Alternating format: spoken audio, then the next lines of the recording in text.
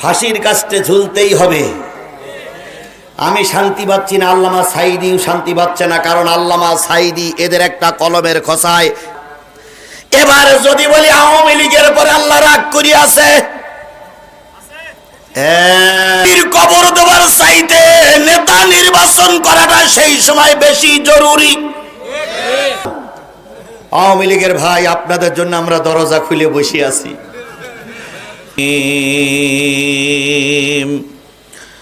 আলম তারা ইলাল্লাযীনা তাওয়াল্লাউ কওমান গদিবাল্লাহু আলাইহিম মা হুম মিনকুম ওয়ালা মিনহুম ويحلفون على الكذب وهم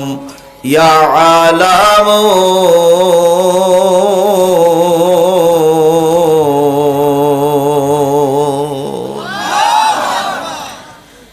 أعد الله لهم عذابا شديدا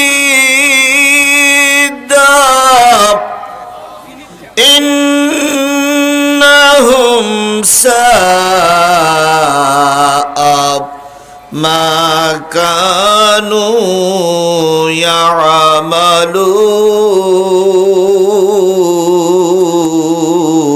يعملون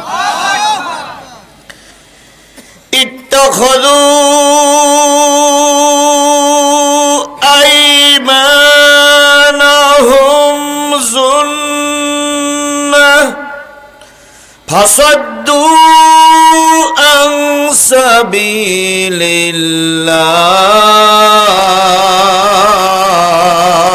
الله فلهم عذاب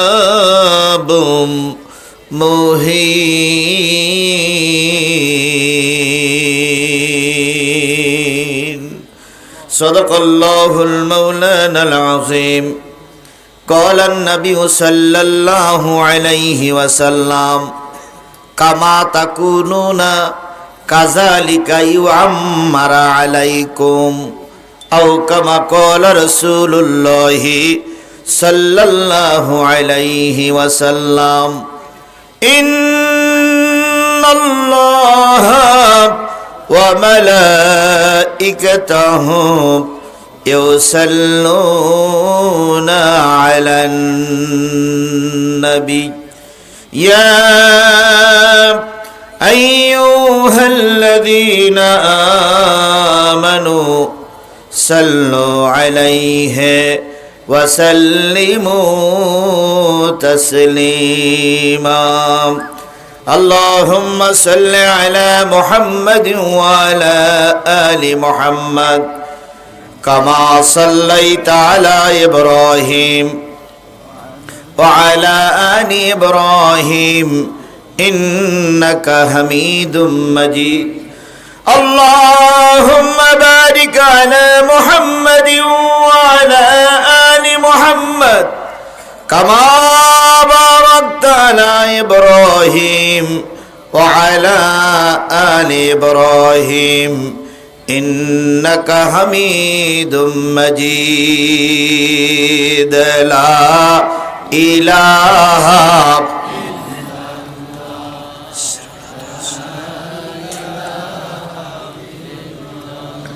জোরে জোরে লা ইলাহা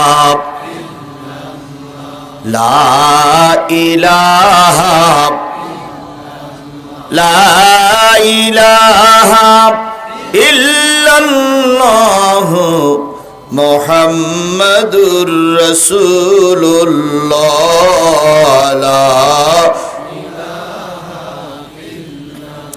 লা ইলাহা لا إله إلا الله محمد رسول الله সকলে জবান খুলে একসাথে এক বাক্যে বলছি সাল্লাল্লাহু আলাইহি ওয়াসাল্লাম। বগুড়া জেলার শেরপুর উপজেলার হাপুনিয়া দক্ষিণ পাড়া শাহী জামে মসজিদের উন্নয়ন কল্পে অনুষ্ঠিত হচ্ছে 10তম একদিন ব্যাপী তাফসিরুল কোরআন মাহফিল। 25শে নভেম্বর 2025, 10ই অগ্রহণ 1432 বাংলা, রোজ মঙ্গলবার। আজকের এই তাফসিরুল কোরআন মাহফিলের শ্রদ্ধাভাজন স্বনামধন্য সম্মানিত সভাপতি জনাব প্রভাষক আলহাজ আব্দুল্লাহ আল মোস্তাফিদ নাসিম, সেক্রেটারি বাংলাদেশ জামাত ইসলামী শেরপুর উপজেলা শাখা, সহ সভাপতিবৃন্দ আলহাজ মোহাম্মদ আশরাফ আলী, আলহাজ মোহাম্মদ হায়দার আলী, আলহাজ মোহাম্মদ শাহ আলী মণ্ডল, আজকের এই মাহফিলের সম্মানিত প্রধান অতিথি, জননন্দিত নেতা, আগামী দিনের কোরআনের জাতীয় সংসদের একজন কাণ্ডারি, শেরপুর উপজেলা এবং ধুনট উপজেলার মাটি ও মানুষের বন্ধু, দীর্ঘদিন এই পথের প্রতীক, আমার প্রিয় ভাই, আপনাদের প্রিয় মুখ, জননেতা জনাব আলহাজ মাওলানা মোহাম্মদ দবিবুর রহমান, বাংলাদেশ জামাত ইসলামীর মনোনীত জাতীয় সংসদ সদস্য প্রার্থী, বগুড়া 5 শেরপুর ধুনট নির্বাচনী এলাকা, আমির বাংলাদেশ জামাত ইসলামী শেরপুর উপজেলা শাখা, সাবেক চেয়ারম্যান শেরপুর উপজেলা পরিষদ বগুড়া। আল্লাহ দিনের খেদমতে এই এলাকার মানুষের কল্যাণের জন্য কথা বলার নিয়ত করেছে। আল্লাহ যেন তাকে সম্মানিত করে আমরা সবাই চেষ্টা করে ফুলের মালা পরিয়ে কোরআনের পক্ষে কথা বলার জন্য যেন জাতীয় সংসদে পাঠাতে পারি। আল্লাহ আমাদের প্রচেষ্টাকে কবুল করুক। আল্লাহ একজন আলেম ব্যক্তিকে সম্মানিত করুক। আল্লাহ নায়েবে রসুলকে যেন আল্লাহ বেইজ্জতি না করে। সকলে মিলে বলছে আমিন সুম্মা আমিন। আজকের এই মাহফিলের দাওয়াতি অতিথিবৃন্দ, বরেণ্য অতিথিবৃন্দ, আমন্ত্রিত অতিথিবৃন্দ, সম্মানিত অতিথিবৃন্দ, আলোচনা করে ধন্য করেছেন বিশিষ্ট আলেমে দ্বীন হযরত মাওলানা মোস্তাফিজুর রহমান, আলোচনা করেছেন আব্দুল মালিক সিরাজি সহ গর্বিত মায়ের গর্বিত সন্তান শ্রদ্ধেয় ওলামায়ে হযরত, মঞ্চ উপবিষ্ট শ্রদ্ধেয় ওলামাগণ, সামনে উপবিষ্ট দিনদার পরেজগার মুত্তাকি মুসলমান ভাই ও বন্ধুগণ, পর্দায় অবস্থানরতা শ্রদ্ধাশীলা মা ও বোনেরা, শেরপুর উপজেলার সম্মানিত পুলিশ ভাইয়েরা, মিডিয়া ব্যক্তিত্ব, সকলের জন্য আবারও সালাম। আসসালামু আলাইকুম ওয়া রাহমাতুল্লাহি ওয়া বারাকাতুহু।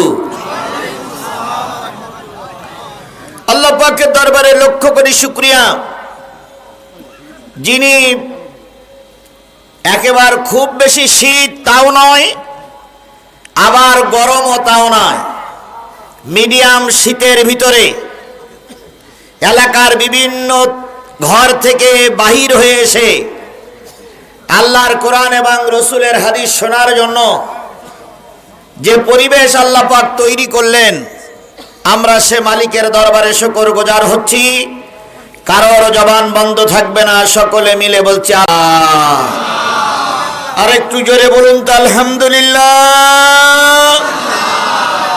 আল্লাহ বলতেছেন কুল লাউ কানাল বাহরু মিদাদান লিকালিমাতি রাব্বি লানাফিদাল বাহরু ক্বাবলা আন তানফাদা কালিমাতু রাব্বি ওয়ালাউ জিইনা বিমিসলিহি মাদাদা। কার কথা? কুল্লাউ কানাল বাহর, হে নবী আপনি বলে দিন পৃথিবীতে যত সাগর আছে, পৃথিবীতে যত নদ নদী আছে, খাল বিল আছে, পুকুর পুষ্করিণী আছে, সব পানিগুলো যদি কালি হয়ে যায়, পৃথিবীতে সব দাঁড়ানো গাছগুলো যদি কলম হয়ে যায়, পৃথিবীতে যত সমান্তরাল জমি আছে সব জমিগুলো যদি কাগজ হয়ে যায়, দাঁড়ানো গাছ নামক কলম দিয়ে, সাগরের পানি নামক কালি দিয়ে, সমান্তরাল জমি নামক কাগজের উপরে তোমার রবের কথা লিখতে যদি শুরু করো, লিখতে লিখতে কখন জানি কলম ফুরায় যাবে, কাগজ ফুরায় যাবে, সাগরের পানি নামক কালিও শেষ হয়ে যাবে, তখনও পর্যন্ত তোমার রবের কথা লিখে শেষ করা যাবে না। সেই রবের নাম কি? আরেকটু জোরে বলেন তো, সেই রবের নাম কি? আল্লাহরে ডাকলে আল্লাহ খুশি হয় না বেজার হয়? ফাযকুরুনি আযকুরুকুম ওয়াশকুরুলি ওয়ালা তাকফুরুন।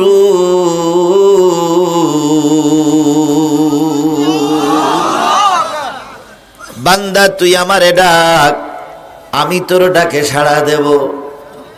তুই আমার শুকরগুজারি বান্দা হ, না শুকরিয়া করিস না, শুকরগুজার কর, আমি তোর সম্মান ইজ্জত বাড়িয়ে দেব। কথাটা কার? আরো জোরে বলেন। উদুনি আস্তাজিব লাকুম, বান্দা তুই আমারে ডাক, আমি তোর ডাকে সাড়া দেব। আল্লাহরে ডাকলে আল্লাহ শোনে না শোনে না? এই কথা বলেন, শোনে কি শোনে না? তার জ্বলন্ত প্রমাণ আমরা আমাদের নিজের চোখেই দেখেছি। কি কায়দা কৌশল করে নেতারা আমাদের কথা বলতে দেয়নি, পুলিশ ডেকে এনে আমাদের গ্রেফতার করার জন্য চেষ্টা করেছিল। কথা বলেন ঠিক না ঠিক? ওদের ধারণা ছিল কিয়ামতের আগে ওরা আর বিদায় নেবে না, কিয়ামত পর্যন্তই থাকবে। ওদের ধারণা আমরা আছি, আমরাই থাকবো, আমরাই ছিলাম। কিন্তু আল্লাহ বলল না, খুব তাড়াতাড়ি কুকুরের মতো লেজ গুটাই নিয়ে দেশের থেকে বিদেশে পাড়ি জমাতে হবে। অনেক শহীদ পরিবার চোখের পানি ফেলেছে, অনেক নির্যাতিত পরিবার চোখের পানি ফেলেছে। কথা বলেন ঠিক না ঠিক? তাদের পানি কার দরবারে কবুল হয়েছে? শেষ পর্যন্ত অনেকের দুপুরের বিরানি ভাত কপালে জুটিনি। তাহলে আল্লাহ ডাকলে কি শোনে? আপনারা ডাকতেছেন, আল্লাহ কি শুনতে পাচ্ছে? পাবে কি করে? মাথার উপরে তো সামিয়ানা, তারপরে শুনতে পাচ্ছে। শুনতে যদি পায় তাহলে সকলে মিলে আল্লাহ শুকরিয়া আদায় করছি, আলহামদুলিল্লাহ। সর্বকালের সর্বশ্রেষ্ঠ মহামানব, যার আদর্শে আদর্শিত হয়ে আমি নিজেকে মুসলিম হিসাবে দাবি করেছি, সেই নবীর নামে দরুদ আর সালাম সবাই মিলে বলছি সাল্লাল্লাহু আলাইহি ওয়াসাল্লাম। সম্মানিত বন্ধুগণ, রাসূল হলেন রাহমাতাল লিল আলামিন। রাসূল কি? আর আল্লাহ কি? রব্বুল আলামিন। আলহামদুলিল্লাহি রাব্বিল আলামিন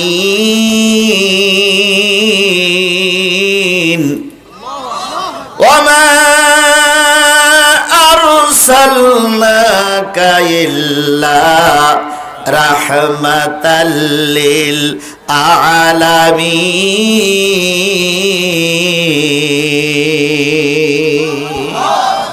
আল্লাহ হলেন রব্বুল আলামিন আর রাসূল হলেন রাহমাতাল লিল আলামিন। আল্লাহ হলো গোটা পৃথিবীর রব আর আমার নবী হলো গোটা পৃথিবীর সকলের জন্য রহমত। সেই নবী আপনার আমার নবী, কথা বলেন ঠিক না ঠিক? সেই নবীর নাম শোনার পরে যে ব্যক্তি দুরূদ শরীফ পড়বে না ওই ব্যক্তি বড় কৃপণ। এই জন্য রসুলের নামে দুরূদ আর সালাম সাল্লাল্লাহু আলাইহি ওয়াসাল্লাম। বন্ধুগণ বলুন তো রসুল এই পৃথিবীতে ছিলেন কত বছর? সবাই মিলে বলবেন কয় বছর? 63 বছর পর আল্লাহ নবীর বিদায় হয়ে গেল। নবী কি রোগে মারা গিয়েছিলেন? কি রোগ? জ্বর অবস্থায় আল্লাহ তার বন্ধুকে উঠাই নিয়েছিলেন। তিনি ক্যান্সার বা অন্য কোনো মারাত্মক রোগে আক্রান্ত ছিলেন। আল্লাহ নবী মৃত্যুবরণ করলেন কি বারে? কতই রবিউল আউয়াল? 12ই রবিউল আউয়াল আল্লাহ নবী সোমবারের দিন মৃত্যুবরণ করলেন। সোমবারের দিন নবীজির দাফন কাফন হলো না। মঙ্গলবারের দিন নবীজির দাফন কাফন হয়নি। কি বারের দিন হলো? বুধবারের দিন হলো। এবার বলুন তো আল্লাহর নবী বেঁচে থাকা অবস্থায় 3টে কাজ করার জন্য বেশি তাগিদ দিতেন। 1 নম্বর, যদি জানাজা উপস্থিত হয় তাড়াতাড়ি শেষ করো। 2 নম্বর, ছেলে মেয়ের বয়স হয়ে গেলে তাড়াতাড়ি বিয়ে দাও। 3 নম্বর, খাদ্য সামনে আসলে তাড়াতাড়ি সেরে ফেলো। তাহলে রসুলের কথা ছিল তাড়াতাড়ি জানাজা করো। অথচ আল্লাহর নবী সোমবারে মারা গেল, মঙ্গলবার গেল, বুধবারের দিন শেষের দিকে সে জানাজা হচ্ছে। তাহলে কয়দিন নবীজিকে দুনিয়ায় রাখা হলো? তাহলে নিশ্চয়ই সাহাবীরা ভুল কাজ করেছিলেন। কি বুঝলেন এতক্ষণ আপনারা? ওয়াজ আল্লাহর নবী বললেন যে মানুষ মারা গেলে তাড়াতাড়ি কি করো? জানাজা দাও। অথচ সাহাবীরা ওই হাদিসটা শুনেছিলেন না শোনেন নাই? কিন্তু সাহাবীরা কয়দিন রাখলেন? 3 দিন রাখলেন। কেন রাখলেন? আজকের এই বিশাল জনতার কাছে প্রথম প্রশ্ন, কেন রাখলেন? এই জন্য রেখেছিলেন যে এখন যদি নবীকে আমরা কবরস্থ করি, পরবর্তী নেতা এখনো নির্বাচন হয়নি, যদি নবীকে কবরে রাখি, নেতা নির্বাচন করার আগে এই সমাজে ফিতনা হবে, এই সমাজে মারামারি হবে, এই সমাজে কাটাকাটি হবে। প্রয়োজন নবীকে যে কয়দিন রাখার দরকার সেই কয়দিন রাখবো। নতুন খলিফা না নির্বাচিত হওয়া পর্যন্ত রাসূলকে কবরে রাখবো না।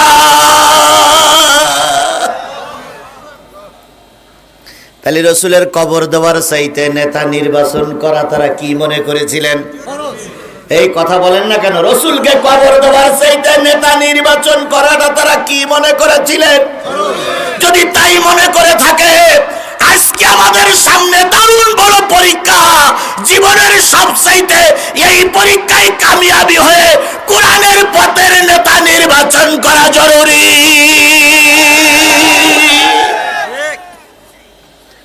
এই কথাটা পাগলেও বোঝে, কিন্তু আমাদের দেশের কিছু লোক কেন বোঝে না? আওয়াজ আর একটু হবে না বাপ?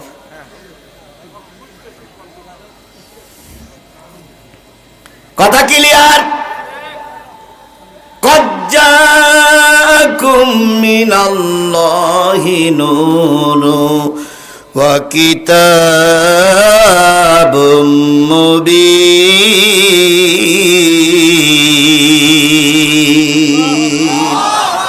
আমি তোমাদের কাছে 2টা জিনিস পাঠালাম, 2টা জিনিস প্রেরণ করলাম। একটা হলো কিতাব, আর একটা হলো নূর, মানে আমার নবীকে 2 জনকে প্রেরণ করেছে, একটা কিতাব আর একটা নূর। তাহলে বোঝা গেল সাহাবীরা সেই কিতাবের প্রতিষ্ঠা করার জন্য নবীকে কয়দিন দুনিয়ায় রাখলেন। এরপরে নেতা নির্বাচন হয়ে গেল, নতুন খলিফা নির্বাচন হয়ে গেল, সবাই মিলে নবীকে কবরস্থ করে রেখে আসলেন। তাহলে বোঝা গেল নবীর কবর দেওয়ার চাইতে নেতা নির্বাচন করাটা সেই সময় বেশি জরুরি। তাই ওইটা যদি জরুরি হয়, আজকে সেই জরুরি কাজটা আমাদের সামনে আসতেছে। জীবনের সব কিছুর বিনিময়ে আগামী দিনে নবীর উত্তর সূরিদের নেতা বানাইতে হবে। এটাই হলো কোরআনের দাবি, হাদিসের দাবি।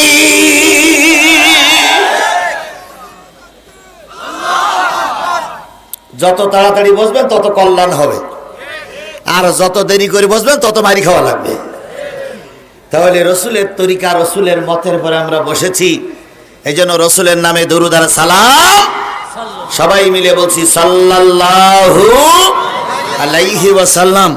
বন্ধুগণ, আমার দবিবুর ভাই যতত্বই বলেছেন, আমরা কোনো মানুষের টানে এখানে আসিনি। এখানে এসেছি কিসের টানে? জোরে বলেন, কিসের টানে? সেই কোরআন থেকে আলোচনা হবে। আপনারা কি শুনতে রাজি আছেন? শুনতে রাজি আছেন? একটু সামনে যাই। বন্ধুগণ, আমি আপনাদের কাছে যে জিনিসটা বুঝাতে চাচ্ছি সেটা হলো, আমার আলোচনার বিষয় হলো কাদের পরে আল্লাহর অভিশাপ, কারা আল্লাহর রাগের মাথায় আছে, আল্লাহ কাদের পরে রাগ করিয়াছে, আল্লাহ কাদের পরে গোসা করিয়াছে, আল্লাহ কাদের পরে অসন্তুষ্ট। এখন যদি বলি নিঃসন্দেহ আল্লাহ জামাত ইসলামের পরে রাগ করিয়াছে, আপনারা কি মেনে নেবেন? কেন নেবেন না? আপনাদের দলিল কি? কোরআন তো সবার কাছে আছে। বিএনপি আলারা কোরআন পড়ে না, আমলিগ আলারা কোরআন পড়ে না, তাহলে আপনি কি করে বলতেছেন জামাত ইসলামের পর আল্লাহ রাগ করি নেই? যদি রাগ করি না থাকবে তাহলে নেতাদের ফাঁসি হইল কেন? যদি রাগ করি না থাকবে তাহলে 13 বছর আল্লামা সাইদি জেল খাটল কেন? এরকম কিছু লোক বলা লোক আছে না নাই? তাহলে এখন জামাত ইসলামের পর আল্লাহ রাগ করিয়াছে, এরা কি আপনারা বিশ্বাস করেন? তাহলে আমিও বিশ্বাস করি না, আপনাদের পরে ছেড়ে দিলাম। এবার যদি বলি আওয়ামী লীগের পরে আল্লাহ রাগ করিয়াছে, এবার যে বলতেছেন আছে, কি করে বললেন? আপনার দলিল কি? ওদের দলের ভিতরে কি হুজুর ছিল না? পাক্কা পাকা হুজুর ছিল। কথা বলেন ঠিক না রে? ঠিক। এখন যদি এই জামাত ইসলামের এই প্যান্ডেলের ভিতরে বসে, কোরআন ওয়ালাদের প্যান্ডেলে বসে আমি যদি বলি আওয়ামী লীগের উপরে আল্লাহর রাগ, আল্লাহর লানত, ওদের পরে খোদার গজব, ওরা কিন্তু আবার আসার জন্য চেষ্টা করতেছে। যদি আর একবার আসতে পারে রে ভাই, আপনাদের কিছু হোক আর না হোক, আমার ওরা কচু কাটা করবে।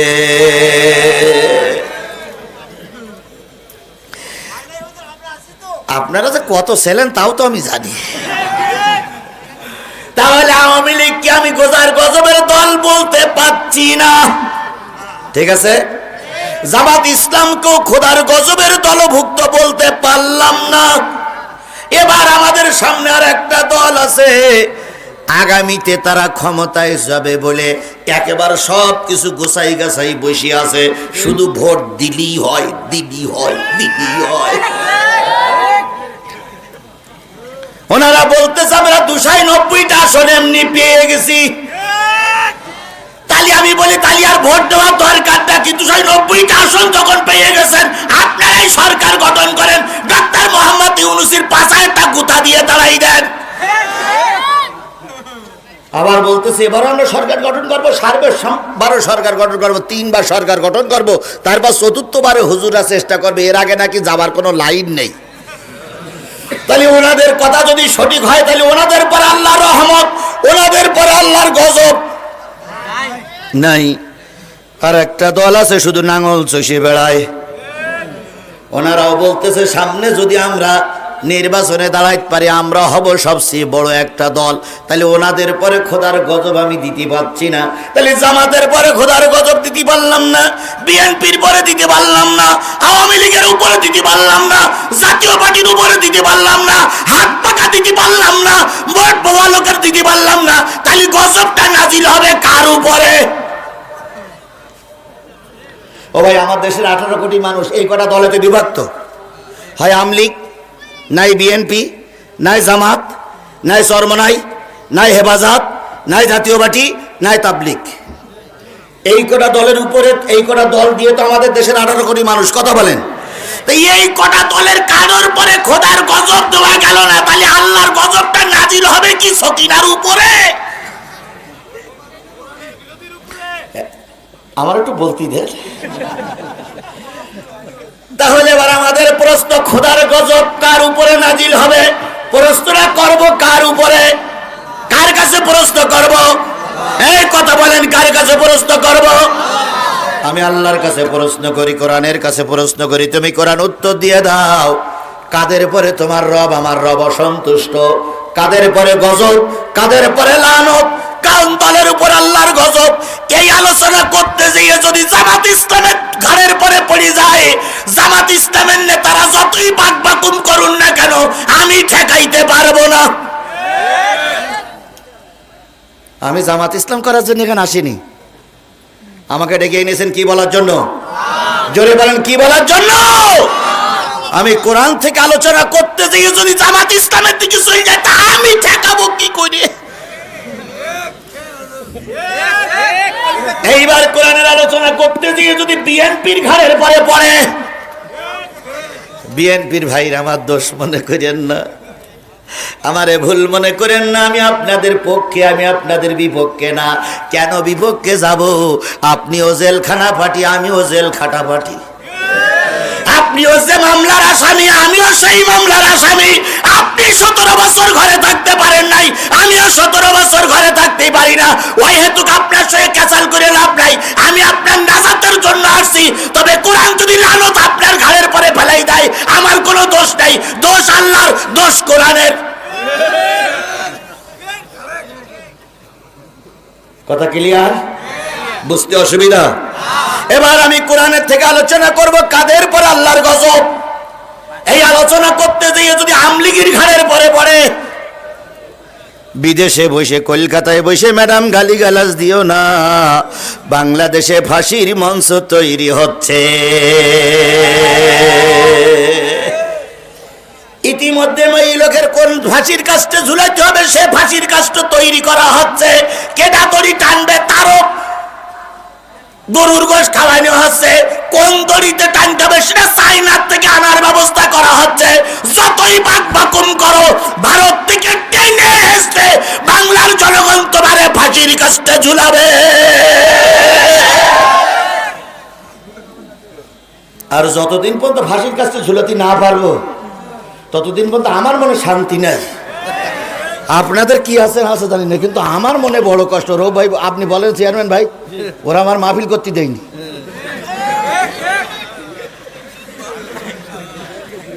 সুতরাং ফাঁসির কাস্টে ঝুলতেই হবে। আমি শান্তি পাচ্ছি না, আল্লামা সাঈদীও শান্তি পাচ্ছে না, কারণ আল্লামা সাঈদী এদের একটা কলমের খোসায় 13 বছর জেল খেটেছে। শহীদ নিজামী সাহেবকে এদের কলমের খোসায় ফাঁসির কাস্টে ঝুলতে হয়েছে। পৃথিবীর যত দেশ বাধা দেখ, আগামী সংসদ হবে কোরআনের সংসদ, আগামী দেশ হবে কোরআনের দেশ। আর কোরআন ওয়ালারা এই ফিরাউনের বাচ্চার বিচার করবেই করবেই করবে। তাহলে আমি আলোচনা করতে গিয়ে যদি ওদের ঘাড়ের পরে পড়ে, আমার কিছু করার। বাংলাদেশের মুনাফিক নামক খ্যাত জাতীয় পার্টি আলোচনা করলে যদি ওদের ঘাড়ের পরে পড়ে, আমার কিছু করার আছে? তাহলে আর বেশি ক্যাসাল করার দরকার নেই, কারোর খেপানোর দরকার নেই। আমরা কোরআনে যাই, কোরআন থেকে আলোচনা করে দেখি কাদের পরে আল্লাহর গজব, কাদের পরে আল্লাহর লানত, কাদের পরে আল্লাহর অভিশাপ। আমি এখন কোরআনের ভিতর ঢুকবো। আপনারা কি সময় দিতে রাজি আছেন? কারা কারা সময় দিতে রাজি আছেন? 2 হাত উঁচু করে মালিকের দেখান।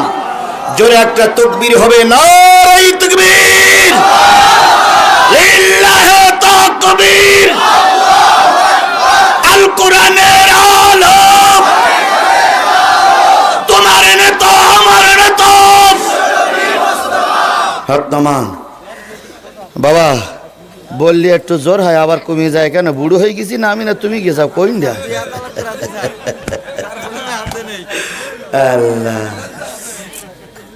ভাই, তাহলে ঠিক আছেন তো? আমি আপনাদের খেদমতের জন্য সূরা মুজাদালা 28 নম্বর পারার সূরা মুজাদালার 14, 15, 16, 17 চারটি আয়াত, সূরা নিসার 51, 52, 53, 4 আর 3 কত? 7টা আয়াত দিয়ে বোঝাবো 7 শ্রেণীর মানুষের পরে আল্লাহর লানত। 7 শ্রেণীর মানুষের পর আল্লাহর লানত, আল্লাহর গজব। দেখেন তো এই 7 শ্রেণীর ভিতরে আপনি এবং আপনার দল আছে কিনা? আপনি আছেন কিনা? আছে বলবেন না, আন্দাজে না বলবেন না। আপনার দল এবং আপনি ওই 7 শ্রেণীর ভিতরে আছেন কিনা? যদি থাকেন আজকে তওবা করে ফিরে আসার সুযোগ আছে। যদি না থাকেন তাহলে আপনি সঠিক পথেই হাঁটতেছেন। আল্লাহ আপনার এই পথের পরে রহমত নাজিল করুক। আমরা আপনাদের সঠিক পথ দেখানোর জন্য চেষ্টা করি, বেঠিক পথ দেখানোর জন্য চেষ্টা করি না। এখন আমাদের বিরুদ্ধে আর কিচ্ছু বলতে পারে না, তাই বড় বড় জনসভায় গিয়ে বলে হুজুররা জান্নাতের টিকিট বিক্রি করতেছে। এই বলে না, বলে না, কথা বলেন, বলে না, বলে না। তাদের কাছে চ্যালেঞ্জ করবেন, আমিও চ্যালেঞ্জ করে গেলাম, একজন হুজুরের নাম বলো যিনি কোরআনের মাহফিলে এসে জান্নাত বিক্রি করেছে। একজন হুজুরের নাম বলো। আমরা জান্নাত বিক্রি করি না, আমরা জান্নাতের পথ দেখাই। এই কথা বলেন, আমরা কি করি? আমরা জান্নাত বিক্রি করি না, আমরা জান্নাতের পথ দেখাই। এই পথে গেলেই তুমি জান্নাতে যেতে পারবা। সুতরাং আজকের এই কোরআন দিয়ে আমি আপনাদের জান্নাতের পথ দেখাবো। জান্নাতের টিকিট বিক্রি হবে না, হবে না, হবে না। বিএনপির ভাইরা ভুল বুঝে চলে যাবেন না। আওয়ামী লীগের ভাই, আপনাদের জন্য আমরা দরজা খুলে বসে আছি। আপনার মা আপনাদের নিয়ে যায়নি ভাই, আপনার মা আপনাদের ফেলে গেছে। কিন্তু আমরা যারা হুজুর মানুষ, এত মামলা খাইলাম, তো বলো পাকিস্তানে যাইনি, বলো হয়। আর আমাদেরকে বলা হয় পাকিস্তানের রাজাকার। আমরা পাকিস্তানের রাজাকার কিনা জানি না, তবে আপনারা যে ভারতের রাজাকার এটা 100% মানুষ জেনে গেছে। কারণ যেই তারা দেশে সেই ভারত দিয়ে টুস টুস করে বসে। সুতরাং ওরা কি ভারতের কি? ওরা হলো ভারতের রাজাকার। আমরা কোন দেশের রাজাকার নই। এই দেশেই জন্ম নিয়েছি, এই দেশেই বাঁচবো, এই দেশেই মারবো। কোন বিদেশি সাহায্য আমাদের 1 সেকেন্ডের জন্য দরকার নাই। নড়িয়ে চড়িয়ে কয় পাকিস্তানের রাজাকার, চামড়া খুলি ফেলবো, তোরা ভারতের রাজাকার। কারণ বলুন তো, কোন আমাদের দেশের কোন হুজুররা পাকিস্তানে আশ্রয় নিয়েছে? সেটা চরমনাই হোক, সেটা হেফাজত হোক, সেটা জামাত ইসলাম হোক, সেটা খেলাফত আন্দোলন হোক, সেটা খেলাফত মজলিস হোক, তারা খেয়ে কোনো হুজুর পাকিস্তানে আশ্রয়